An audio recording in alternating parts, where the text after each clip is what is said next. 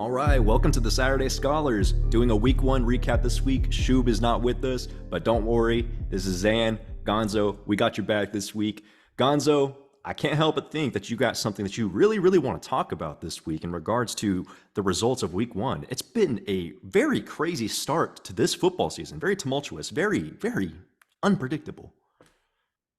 Oh yeah. I'm not even going to lead with LSU FSU as much of hype that got. I actually want to take us out in the Big 12 country with this TCU Colorado game, That game and was I want crazy. to I want to tip my cap to Dion and company. I was definitely one of those who was skeptical if it would work. I wasn't on win totals for that pod, but I remember shoe breeding that I said I was very I guess I'd be bearish on roster turnover, like it was taking like 60 transfers. But I need to get some crow from the kitchen and eat it because Shadur Sanders lights it up for over 500 yards to set a school record in 4 tutties. And then Travis Hunter looking like Deion Sanders reincarnate with 11 catches, 119 yards, and an absurd pick on defense that I probably couldn't even get in a video game. And then I think there's maybe one more true freshman. I'll let you highlight him.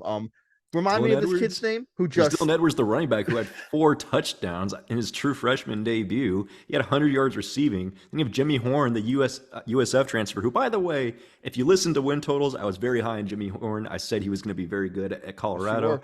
And bro, 11 receptions, over 100 yards. Jimmy Horn's pretty dang good. They had 4 receivers, 4 people get over 100 yards receiving. That is unheard of. Like Oh that is yeah. that's video game numbers. Like that is unheard of. Uh, And This team, man. for those who want to say, oh, TCU, no defense. Hey, listen, they may have given up 57 in the Natty and then, 40 plus in this one. But the fact of the matter is you went on the road with a newly constructed roster against a defending runner-up and dominated them. Yeah, no, it was, like a lot of people say TCU lost a lot of talent. True, but they did bring in some portal pieces, and they're definitely Yes, not a scrub team. When we look at Colorado last year, they were a scrub team. And they so were when we were talking on win atrocious. totals, I know Shu was saying, no, I think TCU is going to annihilate them. Like, maybe. I mean, we don't know what to expect, like, truly, but we've never seen a roster turnover to this degree before. And the players that came in are certainly better than the players that came out. That's why I felt like they could pull off that cover. So I'm rubbing your nose in it, Shub, if you're watching. Rubbing your Yes, nose in and I took the cover as well. I'm going to lose the win total. But again, when you're giving 20 and a half between two power five teams, and then conversely, that didn't work for Penn in the Penn State game because Penn State covered. But I just thought 20 and a half, that was just a lot.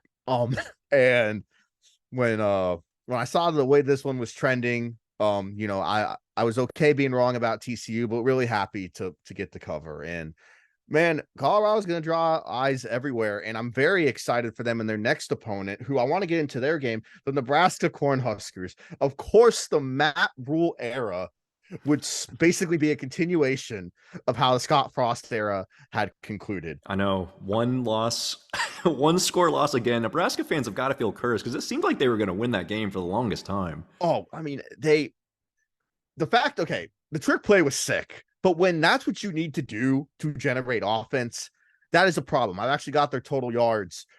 They had 295 total yards to Minnesota's 251. Classic Big Ten bout. It was the better game of the night, and we'll get into the other side of that doubleheader. But I want to highlight. I know I don't have authority to give Scooby snacks, but if I could, Zan, Tyler Nubin, like Jack. He had 2 picks. He had 2 clutch picks. Yeah, Travis Hunter might be him, but Tyler Nubin's like him junior. When he came and got that fourth quarter interception, because I tuned in at that point, that was just incredible. And the fact that Minnesota stole that, especially as someone who drafted Minnesota in the team draft and basically punted on the Big Ten. Let's be honest. That was just an awesome win to steal. And I think Nebraska's still going to be fine, but to come off that, and then you got to play a Colorado team that scored 45 points. And that's the thing, man. Both those Big Ten teams, neither one looked good in that game. I don't know if that's No. because they both have good defenses or they both have good or bad offenses, combination of both, whatever the case may be. But both those teams look terrible. Even Nebraska on the touchdown they got, that trick play was so sloppy. It Oh was yeah, like, do you remember that? He like muffed it or fumbled it. I can't remember exactly what which, but it was like, it was just ugly. But they ended up so scoring. not that I'm like a football breakdown expert, but what probably happened is they saw the fumble and they're like, oh, the play's either dead or whatever, and then Hmm. wide Rush the receivers just ball. running, so that's Yeah. why there was no one in the zip code. Hmm. So it'll be very interesting. And Matt Rule talked some smack about Dion, if you recall. Remember early in talking season, Yeah, he didn't he had some, support Dion's methods. Yeah. yeah, he has some choice words, and he might learn. Which and I respect Matt Rule. I think he's a great coach. But I think Colorado, they're only a 3-point favorite. I'm smashing the over on that. That's a best oh bet, yeah, man. Not the over, sorry, the but Colorado cover.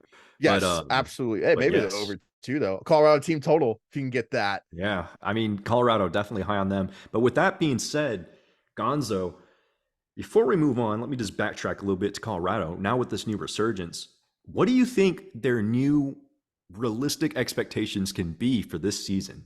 This season, I think your ceiling now is a bowl game. We've got Nebraska, Colorado State. Oh my gosh, even if Colorado State is improved, they're going to run them Win. out of the building. That's a You're 3 win. 0. Oregon, USC, you take those 2 weeks off, sure. Even though I think they might scare one of them now if they bring this kind of team. Okay, so you're USC's 3 and defense 2. isn't impressive, man. Colorado might No, scare them. yeah, no, honestly. So you're 3 and 2 at ASU. That's a Depending how win. Rashada I looks think at the that's a win. toss up. Yeah, but you probably win. You're definitely beating Stanford. Your biggest threat is a Eurosec, the tight end, who is the dog. Then UCLA, you're facing Dante Moore. He could have the freshman struggles. You win a shootout, maybe. You probably lose to Oregon State. And then between Arizona, Washington State, and Utah, I mean, maybe you sneak 2 out of there. So I think six wins would be the newly set expectations based off the week 1 results. And that I'm, would be phenomenal. yeah, I'm thinking 6 to 8 is very possible for them, and that's phenomenal considering they're a one-win team last week or last year, I should say. But all right, so let's move on. I do want to bring up one game really quick because on this channel we know you as G5 Gonzo, so we got to show some love to the Tulane Green Wave taking on South Bama, 37-17. We said during our team draft that we thought Tulane was far and away the best team in the G5, and boy, did they back that up.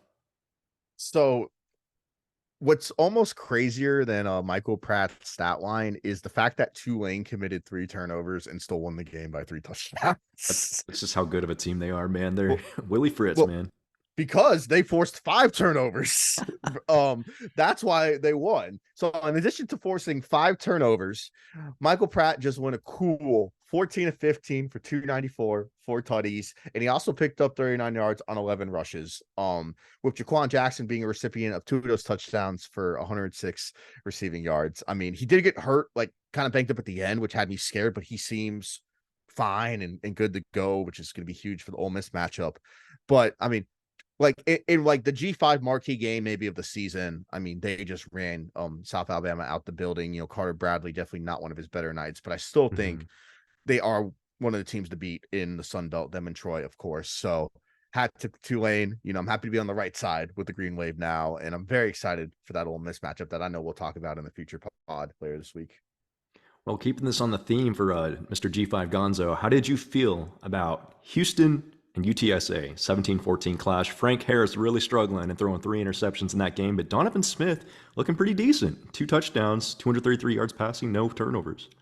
Tip of the cap to Houston. I definitely was lower on them coming into the season. I know you were higher, taking their over, and this was one I knew I was going to sweat because I think it was UTSA like 1.5 point either favorite or underdog. So I knew it was going to be tough. And Frank Harris, I hope he can get it back on track because I know they made a big deal about him returning, and so I would like to see him finish his collegiate career on a high note, even with I'm going to call it the jump in play, because CUSA versus American is just a different world. Mm-hmm. And kudos to Houston. I mean, maybe Dana's going to prove me wrong, get this team to 6-6 and kind of get everything reset as they're adjusting to life as a P5 team. So I'll be doing a lot of these probably tonight, but I do give a tip of the cap to the Cougs and Dana. I mean, hey, there were a lot of tips of the cap to give in week 1. I mean, week 1 was crazy. A lot of results that we did not expect, except for maybe one, but we'll touch on that here in a little bit. I really want to go into one for an ACC team that, hey, we mentioned we're a Duke podcast, baby. That's We were right, we are. talking about the Duke Blue Devils. Watch out for them. But we did not think, one, we did not think that they would beat Clemson. We thought they could keep it close. But the way that they beat Clemson, 28-7, man, their run game looks amazing. They had 3 running backs, all averaging over 5 yards per carry. It wasn't even the Riley Leonard show. And that's the man that we were hyping up this entire time. Cade Klubnik I struggles. I cannot believe that I basically saw the Orange Bowl part 2, because I mean that's what this was. Like, they just could not move the ball, and they get the new shiny car with Garrett Riley, and they drove out right into a lane. I mean, granted, you had the most absurd red zone turnovers I've probably seen since like Josh Allen fumbled a knee in an NFL game last year, on the goal line. But the fact of the matter is, Clemson was shut out in the second half. What? Yeah. Not only were you shut out in the second half, they were shut out by Duke. And I'm someone who boldly predicted this team to win 10 games. You said offline. You might be right. You said offline. Well, this was one of the upsets I needed, because you could afford to have FSU and Notre Dame kick the doors in and still run the table. You said this offline that Mike Elko is not going to be at Duke long, and you are correct. I think I could see one of these, either SEC, Big 10, or the Big 12, if they want to get cute, like shell out some money. There's no doubt. There's no doubt Mike Elko will get poached by a bigger program as soon as an availability. He's going to be at the top of the list, man, with what he's doing with the Duke Blue Devils. Absolutely turn them from a basketball to a football school. I mean, I've never seen Clemson get worked like this since, really, I can only think of Notre Dame last year, Ohio State in the COVID playoff, and really LSU in the Natty.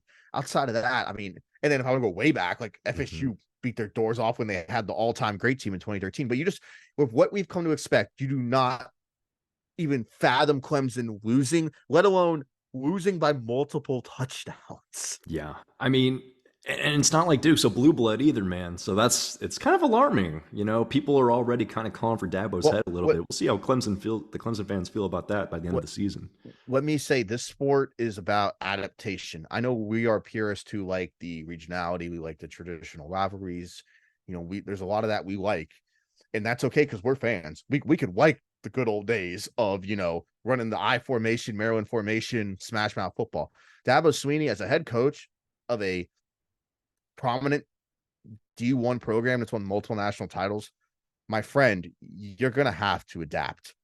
I mean, this is a guy that people tapped to be the Bama successor potentially, years ago with the speculation of Saban.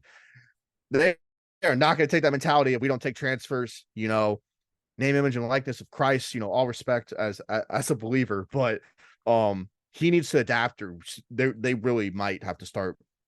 They might consider Mike Elko. Seriously. Hey, me as an Oklahoma State fan, I just see Dabo as Mike Gundy with better players. That's it. Yes, I like that. I think that's a very good comp, Zan. Well, let's move on into another game. So there were no shortages of good games this week, but one game that kind of landed flat on its face that we kind of thought would be a little bit better: Utah and Florida. No Cam Rising, but Graham Mertz actually plays surprisingly well. A lot of people are trashing him on social media, but he actually played pretty well given the circumstances. And Florida, ran the ball like 12 times or less. So they lost 24-11. Utah, I mean, really, the game was never in question. So Florida only had 13 total rushing yards, and with those two backs, Etienne and Montrell, I mean, that's just shocking. This O-line's not good. That's why, and I think you and I were in unison on the under, and this was my concern. I mean, this is not a good offensive line. And Graham, good for him, throwing for over 300 yards. But the fact that you have such a weak offensive line and you had no game plan. I mean, Billy Napier, I really wondered, and I feel this same way about to an extent about Brian Kelly. But Billy Napier, what'd you do for 8 months? Like, did you just say, oh, we beat him in Gainesville, so who cares? Oh, Cam Rising's not playing. I could just do whatever. I could put Zan and Gonzo on the O-line and we'll be fine. I mean, you got mauled. and Barnes and Johnson tore you apart. I mean, they went for the cliche first game of the year, first offensive play, bombing over your head, and your safeties like basically collided for That as was an omen Utah. for the rest of the game, man. Like, That first play, 70-yard pass for a touchdown, that was an omen for the rest of the game and maybe the rest of the Gators season. We'll see. I mean, I'll just say this, like, kudos to Utah, tip of the cap. They held UF to 1 of 13 on third down and had 5 sacks. So that defense is legit. And they just need to get Graham some blocking, because he showed there can be a shimmer of hope if you can give him time. He's got guys like Ricky Purcell to throw to. You have had a couple freshmen who shined. So the potential is there. I just think I don't feel confident about them facing SEC competition. Yeah, And no, keeping that no line doubt. together. No doubt, with good reason. With good reason. So what about, I do want to point, there's no shortage of teams in week one who really, really struggled. One conference in particular really, really struggled and looks kind of bad. And here's kind of the funny thing, and that's the Big 12 Conference. Here's the funny thing. The Big 12 Conference won the battle in realignment, defeating the Pac 12. But going into the final year of the media rights, the Pac 12 actually looks like one of the best conferences in all of college football, probably even like the second best right now from top to bottom. And the Big 12 looks terrible. The irony in this is so crazy. But with that being said, man, Texas State beats Baylor in Waco by 2 scores, 42-31. I know Baylor was down 3 starters in their secondary, but hey, new coach GJ Kinney, former Tulsa quarterback, made TJ Finley look like a god, man. So, what are your thoughts on that game? A couple. I mean, so the LSU component, I was high on Dave Aranda as a defensive coach. Oh my gosh, dude. Like, if you can't cash your checks on defense, you might be back in a DC role sometime, because you should just not be getting just dominated by Texas State like that, coming in the first game of a new coach. Of course, I'm gonna give props to TJ Finley. I mean, 298 for 3 tutties, and his receiver Joey Hobart was a big factor with 6 catches for 105 and a touchdown. So they came ready to go. Blake Shapen again getting hurt. That is just so frustrating for that kid and for Baylor.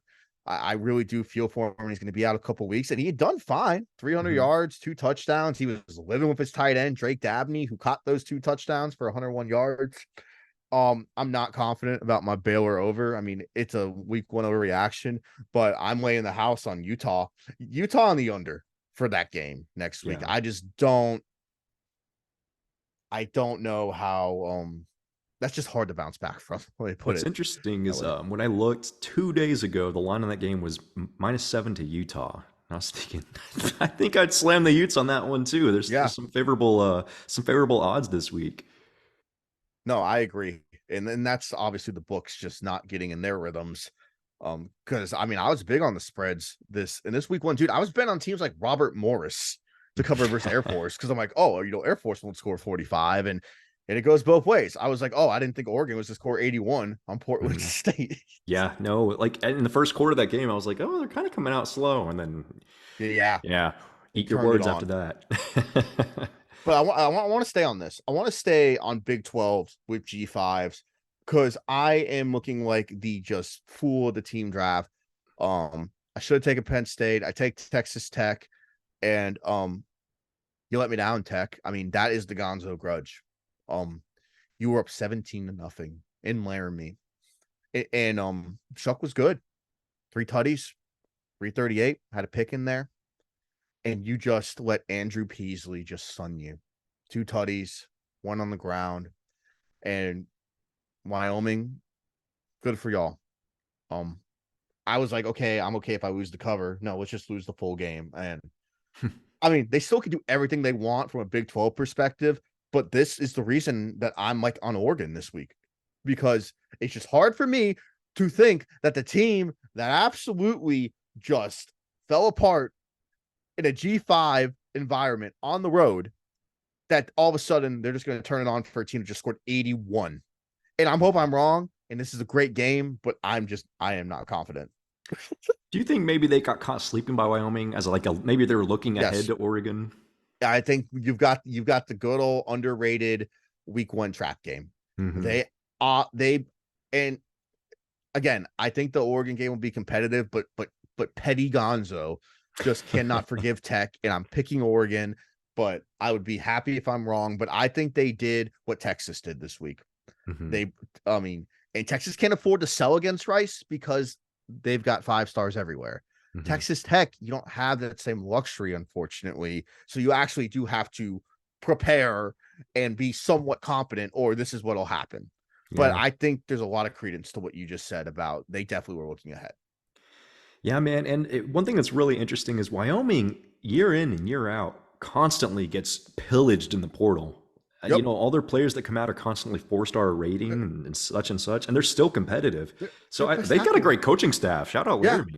Like, Their shout best out. tackles at USC right now. Like, no, I've got mad props. They're gonna make Mountain West picks hard for me because Wyoming is a team that'll always play hard and make it a little unpredictable for you. Watch them be a sleeper, that we didn't take in the draft. So They the develop so Cowboys. well. They Yeah. develop so well. But anyway, let's go ahead and stay on this. We Mhm. we have kind of gone over a lot of these upsets. I want to go ahead and kind of go over one more G5 upset for you, Gonzo. Mhm. This is staying as Mr. G5 Gonzo here. Fresno beats Purdue. We thought maybe without Jake Hayner, they wouldn't be as good this year. We always expected them to be a quality team. But man, it looks like no Jake Hayner, no problem. Fresno, a 39-35 over spoiling Hudson Card's debut as a Boilermaker. What do you think about it? Man, I as someone who had a Purdue -3.5, it was frustrating. As someone who had Purdue's under, it was a nice little surprise given some of my questions with Hudson Card, with Ryan Walters instituting what he wanted to do there. I mean, it starts with Mikey Keene. Like I told you offline, these UCF quarterbacks, they leave Yeah. and just kill it in other places. Dylan Gabriel, being a very prominent example at OU. 366 yards, 4 touchdowns. Again, against a team where defense is going to be the identity. I know it's week 1, game 1, but I mean, man just balled out. And then Eric Brooks with 170 yards against a Big Ten team and 2 touchdowns. I don't care if it was Purdue. Mhm. This is they won the Big Ten West. Let's remember that. Even though they're starting fresh, I think Fresno State said, "Hey, forget that Boise noise. We're still in this. Like we are still a competitor." And just absolute tip of the cap to the Bulldogs. And I really think this is going to help me seal that under, given how I just feel about Purdue in year 1. Mhm. For the most part, it's been a pretty good week for me personally when it comes to my overs and my unders, or at least in the trend, except for Purdue. Purdue is the one team I took the over on where I was the odd man out, and right now it doesn't feel very good.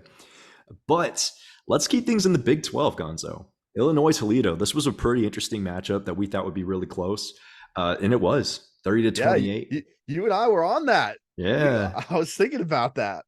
It was one of those games where I really like Illinois losing would have helped with the under, but I was just invested in Toledo keeping it close.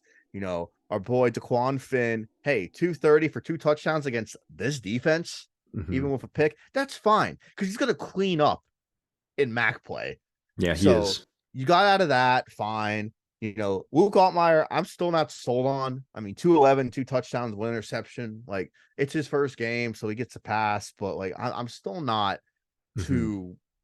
too sold that he is going to be this game changer that some think. And if I'm wrong, I'm wrong. I've been wrong many times before. But maybe like you hinted to, maybe they were looking ahead to Kansas, which is a really weird statement to come out of my mouth. But that could have been part of it. And would I be thrilled about winning on a game-winning field goal versus a G5 team? Probably not. It would probably be more of those like, whew, well, that Yeah. was close. But But at like least it still was a like, quality G5 team, one of the better yes. ones. I mean, this is most likely the MAC champion, especially if Curtis Rourke, which my understanding Mhm. is he can play this week. But if he's not 100% Curtis Rourke, I mean, this is your runaway MAC Absolutely. champion right here. Absolutely. Yeah, I 100% agree with you. But no, I've been hearing buzz that maybe Luke Altmaier might end up being the best quarterback in the Big Ten West. And that just speaks volumes about the Big Ten West, man. From a perspective, Hey, the Big Ten West isn't looking too hot this year, man. I won't have Ben Bryant slander. That's after getting crushed by Rutgers. But anyway, I'm telling Rutgers. I'm telling you, I think they could hit that over. I think We'll so see. too. So when I remember when we were initially planning for win totals, talking about Rutgers, I texted Shub. I said, "Bro, I think I'm about to take the Rutgers over. I can't believe it." And then eventually, I just told myself I can't do it. But you No, guys, you guys went through. You guys took the over. no, because we're conditioned. That's why. I mean, we are used to Rutgers being a 2-win, 3-win team, Yeah. and Northwestern. That's you might as well be playing Charleston Southern. I mean, or like Northwestern State down here in Louisiana. Like you're not learning anything about your team, but the fact that you actually dominated them, Mm-hmm. there is something to say about when you play a bad team and they should have shut them out, to be honest, and you beat the brakes off of them. So I know I didn't really plan to talk about Rutgers Northwestern on this by any means, It just kind but of came up. yeah, there we go. That's a little Gonzo gift right there. Well, while we're on the topic of the Big Ten, and the Big Ten West in particular, and their struggles, Mhm. Iowa beats Utah State 24-14. So there's two things you can take away from this. Congrats, Iowa, because your scores did not come by way of defense. Shockingly. Congrats, Iowa, because I believe their opening touchdown being a pass, it hasn't been like a passing touchdown in like 20 years or something like that. That was insane. Yeah, that stat, I can't remember the exact stat, but I think it was something like Iowa hasn't had an opening touchdown made from like, an actual passing play or something like that in 20 years. Like, that's crazy. That's absurd. Yeah, and they win by 10 points against Utah State. So clearly some regression on the defense as we expected.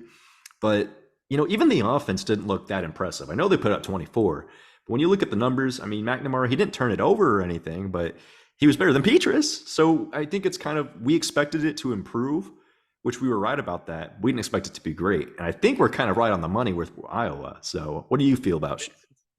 Man, that's gonna be just so interesting when they play Wisconsin.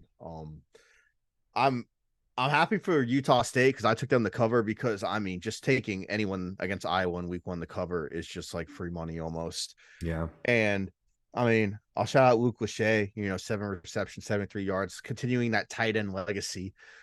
I it's going to be very interesting to see if Brian Ferentz keeps his job.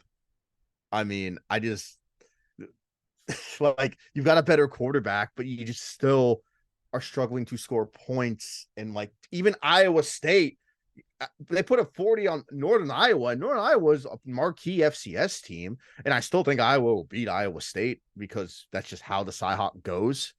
But I'm scratching my head as a Hawkeye fan when I'm winning by 10. And granted, Utah State scored late, but I'm still not covering versus a G5 team. And my arch rival is, blowing out an FCS powerhouse. So, maybe we can credit it to Cooper, Cade McNamara getting acclimated, but I'm just intrigued to see what's going to happen, especially if the defense is not going to give you a mulligan touchdown like they seem to every game. Yeah, Iowa was definitely an interesting team to watch this year. I mean, the Big Ten West, I feel like this year is really open based on what Yes. we saw. We could end up seeing a team like Illinois snipe the Big Ten West. I wouldn't be shocked. The Big Ten West, I think, is as open as it's been in a long time. And No, go ahead. No, I'd say it's only fitting that I lose that under, and that was a hard one. I mean, for me, it was quarterback play. So if Brett Bielema can get them to the Big Ten title game, I mean, that's coach of the year level stuff right there. Absolutely. And it's because I just don't think, I cannot pinpoint a definitive. I mean, maybe Wisconsin, but they didn't impress me with Buffalo. Granted, you're putting in a whole new system. And I'll tell you, with them in Washington State, I don't have a lean right now. I'm Yeah. legitimately racking my brain of who I actually want to pick to win that game. We're going to pick that game I know. this week. But Wisconsin, I did want to talk about them while we were talking about Big Ten West struggles. I mean, it really seemed like a struggle almost throughout the entire division. So yes, they won 38-17. I know a lot of people be like, what are you talking about? They won by, 3 touchdowns. That was at the end. They ran away Yeah. at the end. Still didn't And cover. It isn't what I expected. I expected this team under Phil Longo to be much improved in the passing game, especially bringing in Tanner Mordecai from SMU, who has an acumen for completing passes and being in a passing offense. But no, of course, it was the running backs yet again, Ches Malusi and Braylon Allen, who carried the torch and carried this team on their backs as they normally do. And I mean, yeah, it's your typical Wisconsin team, man. Run dominant. It's kind of like you can put lipstick on it, but it's still a pig. It's kind of that type of, I guess, comparison. I mean, yeah, it tells it all right there when you have two backs go for over 100, which is just insane. That is awesome. Like they always have great running backs at Wisconsin. They always do.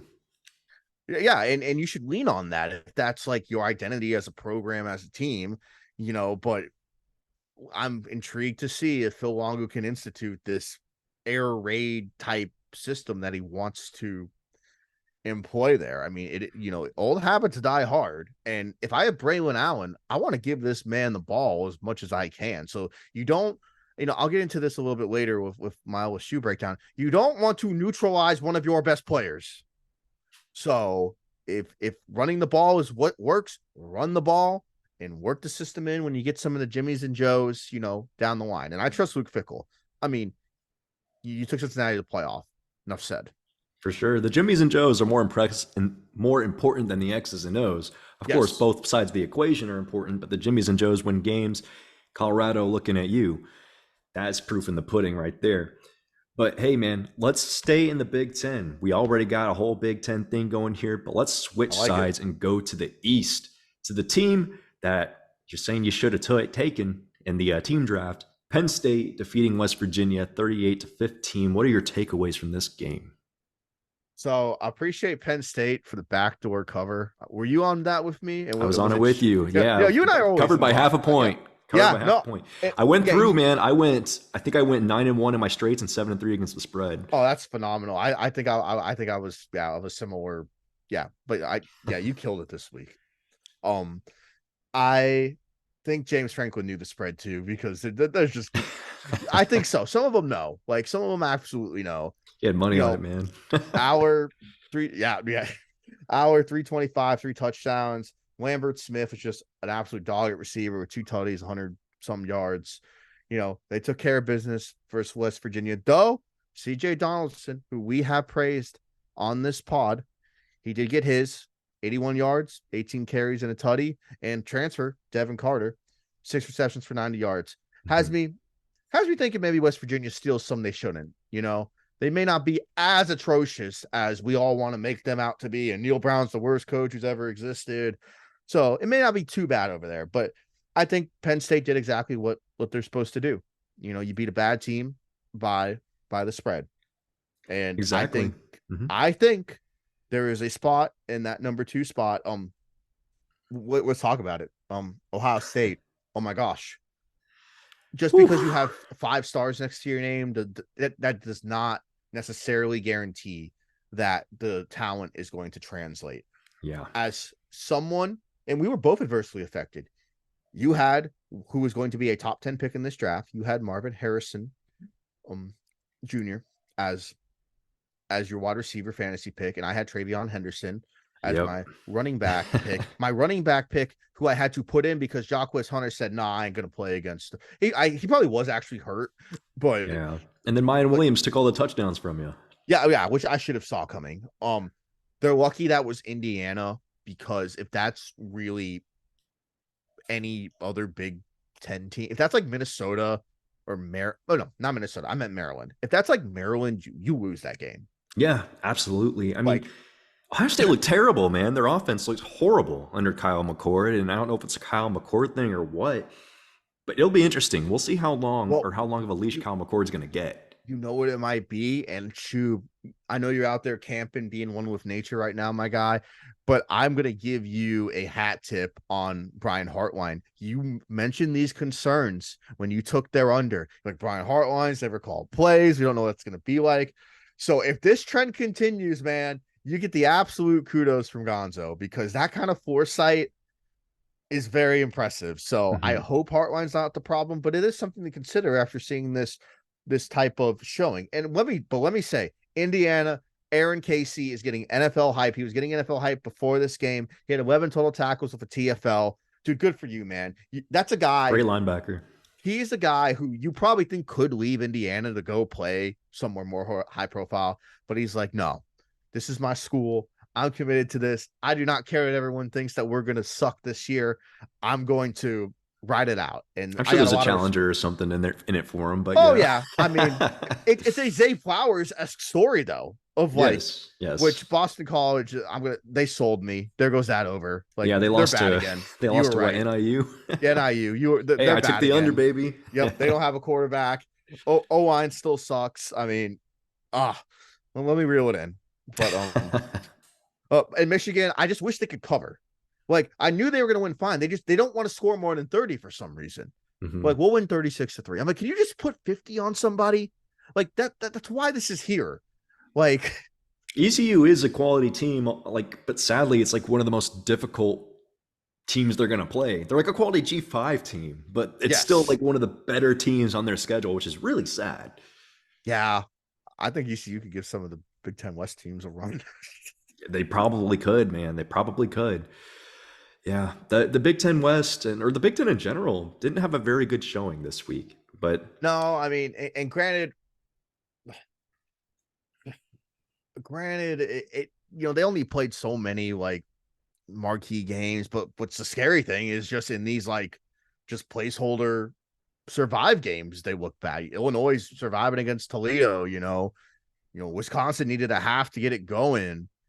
I mean, West Virginia kind of stayed in there with Penn State. Mm-hmm. I mean, I didn't watch a lot of that one. I was actually out to dinner with that one, but instead of having that on TV, I had to watch Alabama Middle Tennessee State. I didn't want to ask that wasn't fun. Change it. No, you know what? No, it was A&M New Mexico, and I'm just like praying that New Mexico can keep this game competitive. Narrator, they did not. They almost covered. They were so close. They didn't cover by 3 points. A&M does look better this year, and they look like they might have figured some things out. So we'll see. They might be able to snipe the Big Ten, or not the Big Ten, the SEC West. And that's, I mean, yeah, they very well could if they can keep it all together. Exactly, yeah. But let's look over at some newcomers, man. Jeff Brom at Louisville. They go on and they take Georgia Tech. They beat Georgia Tech in what was expected. But hey, give Georgia Tech some credit. Haynes King debut game. They put up a good fight. It looked like Georgia Tech was going to win that game for a good minute. But Louisville prevails. 39-34 is the final. What are your thoughts, Gonzo? Haynes King, mad tip of the cap. I thought he was kind of just damaged goods after the A&M experience. 313 yards, 3 touchdowns for a Georgia Tech team that I'm just not really too high on, and this really helps with my under, even though I still think they could snipe some games. He was great. And then Louisville, they were 1 of 11 on 3rd down and still won this football game. Jack Plummer, man, clearly him and Brom, it's there. 3 tutties, 247 yards, 51 rushing. And then, man, let me shout out one of the newcomers, Jamari Thrash. Coming from Georgia State or Southern, one of the Georgia G5 schools. He showed why he was a Blitnikoff dude, like why he's in consideration. 88 yards, 7 catches, 2 tutties. I love to see that, where guys who were dudes at G5 come here and they just keep it rolling. Mm-hmm. So Louisville, that's an under that I'm nervous about. I think the schedule definitely bodes well. If they can keep it together, yeah, I mean, they could be kind of one of these sneaky slide into that 4th spot of the ACC type team. So that's a good win to open the Brom era. For sure. And actually, like, Georgia Tech put up a better fight than I expected. They were able to score at a better clip than I expected. It actually makes me nervous for the under on Georgia Tech. We mentioned in win totals that we saw the potential for Georgia Tech to be a decent team and maybe take that next step and, exceed expectations, but we'll see, man. So far, they have exceeded my expectations. I didn't expect them to beat Louisville, but man, they put up some points. Yeah, that was just the defense at the end. And I mean, they were driving. I forget they were driving, and then Haynes King gets blindside hit, fumbles, and that's GG. I mean, so hat tip to Louisville. I want to talk about one ACC team. Not the one you're thinking of, though. Virginia is who we thought they were. Yeah. I They mean, kept it Tony close Musk, early though. In the first half, I was like, "Holy crap! Is Tennessee just bad?" Tennessee, that offense is still good. I mean, we're not going to know about Tennessee fully till they play Florida, and that's an interesting. Florida's not Florida, but I think still to go into the swamp, and if you come away from that victorious, that shows a lot. And so we'll find out more about Tennessee, and they did their job. They covered, they beat the Oh tar yeah, out of I Virginia. mean, they still beat the tar out of them. I just remember seeing like around halftime, it was still a pretty competitive game. Tennessee was struggling. Yeah, That was very interesting to me, but they figured it out in the second half. So we'll see. I Tennessee's an enigma this year. it was cool seeing Nico Mieva. That's my best shot at it. Yeah, that's good enough. Yeah, but it was cool seeing him get in there. I mean, and like, yeah, I mean, like like I remember the rumors were she's making like 7 million. It's something absurd, like, which Yeah, good for something him. crazy. Yeah. But like that's the rumor of what he's making in an NIL, which I think is awesome. And it's nice knowing you've got that waiting in the wings. If the Joe Milton experience isn't exactly what you signed up for. 100%. And UVA, I mean, granted, you're coming off tragedy. You haven't played in forever. I mean, I'm not gonna lie. I took them to cover versus JMU. They're like a 7.5 dog, and I'm just like, maybe you show up at home and you're like, there's a little zest there, and JMU is not necessarily who they were last year, but I still think this team is like a 1-2 win max team. And Tony Yeah. Elliott, like, dude, you might need to be filing them unemployment papers because I don't think it's gonna get any better. Yeah. That is true, man. But hey, speaking of quarterbacks with significant NIL offers and NIL deals, let's go to Arizona State. Rashada, who was let out of his letter of intent for what was it, 13, expected to be 13, 12 million agreed. That kind of like Allegedly got yeah. welched on. Yeah. And now he's at Arizona State, gets the start against Southern Utah. First half, he looked really good. He only had 3 incompletions. He had 3 tutties. But then it all went downhill, and they end up barely beating Southern Utah 24-21. What's your takeaway from this? How do you feel about Rashada and Kenny Dillingham? I like Dillingham's decision to throw him in the fire. You have nothing of significance to play for this season from a trophy case standpoint. You cannot go to a bowl game. You could go 12-0, which I can't even like wrap my head around that, but you go undefeated, like Ohio State did one year actually. And because you're banned, you're not gonna make a bowl game. So it's basically just like practice for 12 weeks. Like, throw Rashada in there, get him acclimated, and get ready for that Big 12 slate. I love this decision. Let him take the lumps. Lose those games to Colorado. Grind it out with some of those sicko teams. Barely beat Southern Utah because at the end of the day, who cares? He's starting in a year 0, honestly. Basically, yeah. It doesn't count. The prior staff just said, we don't care, and here's your sanctions. The AD should be fired. I mean, the fact it's Ray, I forget his last name, but Yeah. he should be fired. So you're getting ready for a conference change. So I love this decision. Absolutely run with it. Yeah, the leadership at ASU is so poor. I mean, they're legitimately a sleeping giant. If they had better leadership, they could do so much with their program and develop so quickly. But hey, man, we'll see. They play my Oklahoma State Cowboys in Tempe this upcoming week. Can we? What went wrong? What happened? I mean, I took Central Arkansas to cover. I hate to do that to you. I mean, what it's was not going surprising. on? So I mean, 3 quarterbacks, still the same terrible offensive coordinator. Offensive line, especially the tackles, were awful. Actually, when I watched that game, I went back and rewatched it, and I noticed that about 70 to 80% of the plays, one of the tackles was lost the rep, like legitimately. And this is against UCA. Yeah. So it's bad, man. And this is including our 4-star transfer, Dalton Cooper. He was getting beat left and right. And the quarterbacks are running for their life immediately. So it's rough, man. It's really rough. We'll see what happens. Obviously, our O-line coach kind of sucks. Maybe it's hard for Casey Dunn. Maybe that's why Casey Dunn keeps things so vanilla and just does screen passes and slants, because he knows damn well the offensive line is going to let the D-line through immediately. So maybe Casey Dunn just hasn't had a chance. But man, the O-line is a problem. That's the biggest issue for the Pokes. And they're playing 3 quarterbacks, and they're going to continue to play 3 quarterbacks. And that's why I'm going to just keep fading them from a points perspective, because you're just not going to blow teams out if you're doing this hodgepodge audition type roulette They that might do Gundy's it all doing year to. too. It's crazy. Oh Gundy my is very gosh. non-committal about it.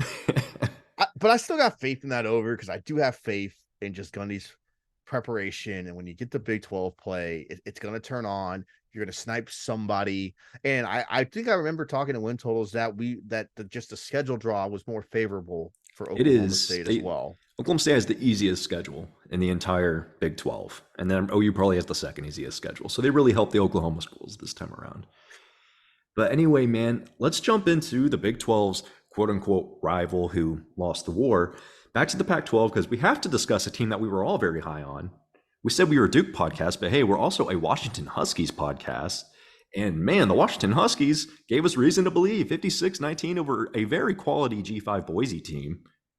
They didn't make Boise look very quality at all. I mean, it's simple. I mean, this was the fellas. Penix 450, 5 tutties.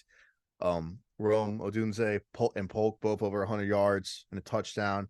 And McMillan's like, I'm not going to get 100, but I'll get you 2 tutties on 95. I mean, they're just going to cook. I mean, again, Yeah. I have publicly said that, me taking their under was just very poor research and just an absolute bad take. And I've somewhat made up for that by taking them in the team draft and picking. I'm pretty sure I took them to win the conference. I think you got the Pac-12 champion right there. I I mean, they're think nuts. so. I mean, I told you offline, Boise State's bread and butter is going into these venues and beating marquee Power 5 teams. Mm-hmm. And I don't care if it was Chris Peterson, I don't care if it was oh yeah, it was mostly Chris Peterson, honestly. But the fact is Washington did what they were supposed to do, and man, they are going to be fun to watch. I don't want to quite make the comp, but seeing their offense with those weapons does give me a little bit of a LSU flashback with these wide receivers. It's I'm not saying nuts. Penix is Burrow, but I'm saying like we got a guy who's a dude who can sling it. And man, we all had him tapped as a Heisman candidate. And, 1 week in, we're all looking pretty smart there. So I hope that can Yeah. continue. And I really can't say if I know if they've ever had a Heisman winner at Washington. Like I know Warren Moon played there, but I don't think he won a Heisman. So that would be really cool. And if I'm forgetting someone, I'll, my apologies, but As really of right cool to see. now, I'd say he's over Caleb Williams, but it's only 1 weekend, so we'll see. Yeah. But hey, man, we got to go to the Duke Mayo Classic here. I can't believe I glossed over this one. I was trying to talk about this one, but for some reason it slipped my mind. The Duke Mayo Classic, North Carolina, South Carolina, and North Carolina just showed. And interestingly enough, it wasn't the Drake May factor that won North Carolina this game. It was the South Carolina has a horrible offensive line factor that won North Carolina this game. They made North Carolina's defense look great. It's like we kind of said something about that in win totals. We did. We did. We said that's why we were hedging the under so hard on South Carolina because their O line is dog water. Yeah. I mean, what I'll say is, yeah, I mean, that UNC defense is like still the same. I mean, they got cooked by Spencer Rattler, but somehow didn't allow any passing touchdowns, which is amazing. They got a ton of sacks. Yeah. I mean, they just feasted, and, Drake May wasn't perfect, but, he absolutely did enough. And I'm curious if a little bit of that hype might be kind of finding its way into the locker room. That's a lot of pressure to live under, especially when you're at a non-traditional football, a football school who's not a traditional blue blood. I mean, that's a lot of pressure, and he's supposed to be like a top 5 pick. I have him as number 2 right now. So yeah, I know he'll right the ship. I want to give a shout out. Here's one for you. British Brooks, hello governor, 103 yards on 15 carries. I like it. I didn't even have him on my depth chart. I think this was one of those came back from injury situations. So kudos to him, and kudos to Jalen Kilgore, true freshman on the South Carolina defense, 12 total tackles in his debut. So that's something to be excited about. You can't block anybody, but you got Nicholas Harbor, who's going to transfer out when he gets an NIL bag thrown at him the next year. And you got Jalen Kilgore on a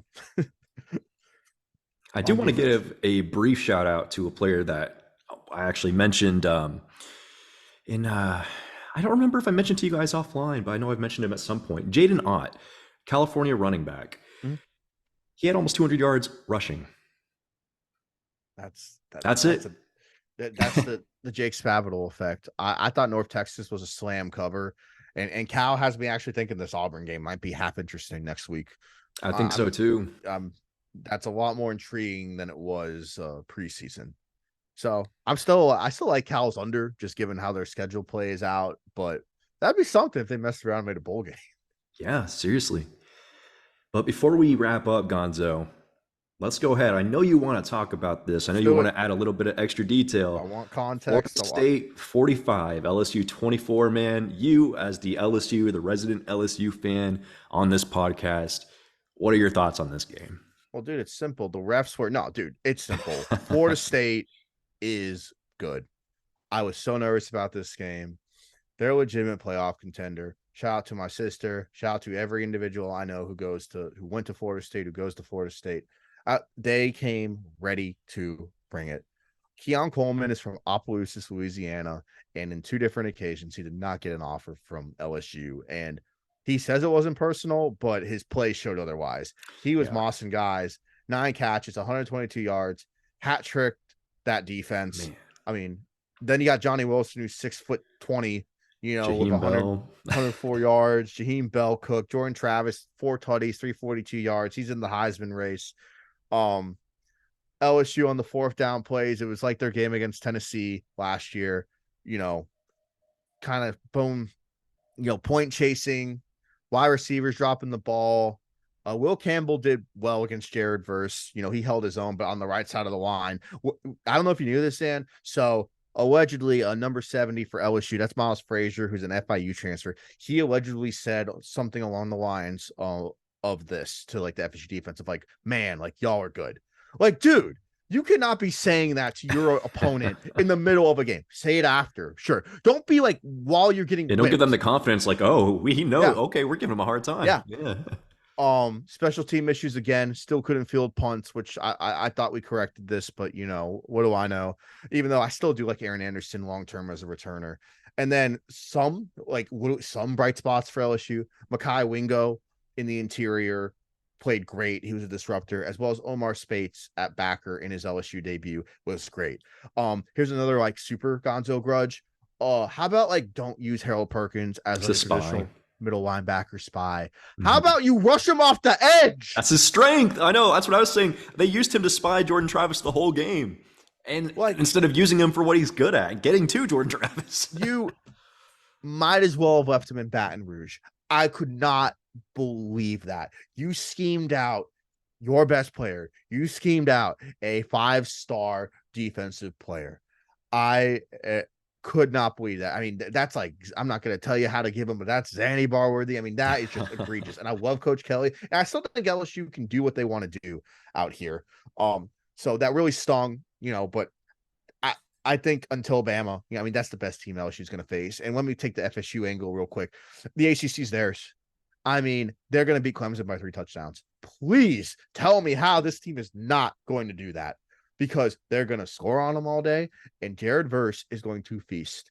I mean, it's going to be like that 2013 game when they hung 50 on them there in Fake Death Valley. So kudos to Florida State. Tip of the cap. You got they might go undefeated, dude. Like FSU is a true playoff team. Like you look at their schedule. When you look at FSU's schedule, like I'm legitimately thinking they're going to make the playoffs this year. No, it's all there. The hype is real. And like Keon Coleman is like wide receiver number 2. Like just, now that I've had like a lot of time to digest, obviously you would not have maybe gotten such insightful take from me Sunday at 11 p.m. But they're a good team. And I did not think it was going to be a blowout. I'm still shocked. And it should have been worse. LSU got garbage time touchdown to make this look competitive. It still wasn't competitive, but they made the adjustments. They're a good team. And I don't anticipate picking against Florida State in any other game the rest of the season. So kudos for you nailing that early. Yeah, I picked Florida State, man. Yep. I wasn't confident in it, but I felt like Florida State had the strings to pull it. And then I just felt like you and Shub had so much hype on LSU. Shub picked them to win the Natty. I said, God, it's too much. It's too much. No, even even putting them in the playoff, I was kind of like, oh.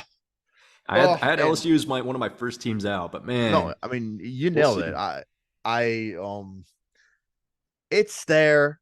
The team. LSU can still make it. They can still very much win the West and go to the SEC championship. They can do everything they want to do, but that's the great thing about week one is you got to overreact. It wouldn't be week one if you don't. The only thing that was really shocking about it was just how lopsided it was. I mean, like the first half of that game was such a good game, like so competitive. I mean, let me just say this: FSU set the tone early by stuffing LSU, like on the goal line, basically, like in 4th and goal, and they can't score. That was huge. That set the whole tone of the rest of the game. Because if LSU gets that, I think LSU plays with some confidence, and LSU might have like started putting them away. But man, FSU showed so much fight. They wanted that game more than LSU. Well, and another component, those personal foul penalties that looked like idiot penalties. No, that was intentional. They set the tone that we're ready to beat you for 60 minutes, and I don't care if we're going to give 15 yards because it's not going to matter. And it showed. Yeah, that was absolutely. Miami talks about getting that swagger back from 200 years ago. Well, FSU brought that like UMS swagger. And I legitimately just don't know who's supposed to be. It was Clemson. They beat Clemson twice. Clemson's not even going to be in the ACC championship. They'll be playing Duke in the ACC title game. Yeah. It's crazy, man. What a time to be alive. Yes. What a time to be alive. And who knows, maybe UNC gets their act together. Comes out of the Coastal, but hey, man. No, there is no Coastal. It's just the top two. Oh yeah, I forgot about that. I completely forgot about that. Yeah, I love that. I love that now. I'm glad they got. I like it. I like it a lot too, and I'm willing to believe that. Really look at it like this: Duke, my 10 win. If Duke's only losses if they are at peak, if they just lose to Notre Dame and FSU, I mean, you're in the ACC championship. Yeah, and Notre Dame's not going to count as a conference loss.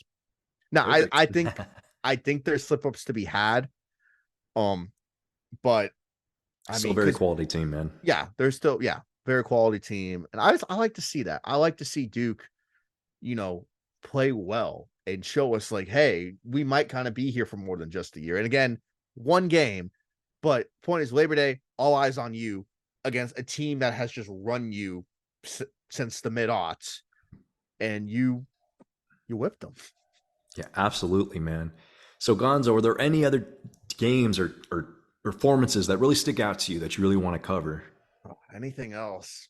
Man, I've got the gripes. Okay, I got one more Gonzo grudge. I want to talk about. Let's hear from earlier in the slate. UAB was playing like North Carolina A&T, I want to say, and I had NC A&T plus 22. And I'm thinking I'm at least going to push. And how I like to grade myself as a push is just it's a wipe. It's not a loss. It's just a wipe. And Trent Dilfer's like, nah, I'm just going to keep trying to score. And they scored with like 6 seconds left. And I was just infuriated. And I hope UAB goes like 2-10. And dude, Trent Dilfer had the over. Yeah, clear. No, I like. Or had the UAB cover. Like I had Towson, Maryland. I took Towson covered, but Maryland's throwing in the last minute of a 28-point game, and I'm like, you know what you're doing. That's their bread and butter, man. it took Towson sacking them to make them punt for me to be like, okay, I think I got the cover. That's what I love about week one though, is I got to find a way to make these just absolute ugly games worth something. Absolutely, man. Absolutely. But I've got nothing else. Do you have anything else, Dan, that you want to empty the clip on? Oh no, those were the games, man. Those are the games. I mean, I could rant about my cow pokes for a while, but that's not for this pod. That's not for this venue. Hey, but with that being said, thank y'all for tuning in. If you enjoyed this, we'll be back very soon to do week 2 predictions and to kind of go over how our week 1 predictions panned out. Hint, hint, we did pretty well for the most part. But hey, Shu will be back on the next pod. With that being said, this is Zan and Gonzo, the Saturday Scholars, signing out. Peace. Take that bear spray when you're camping.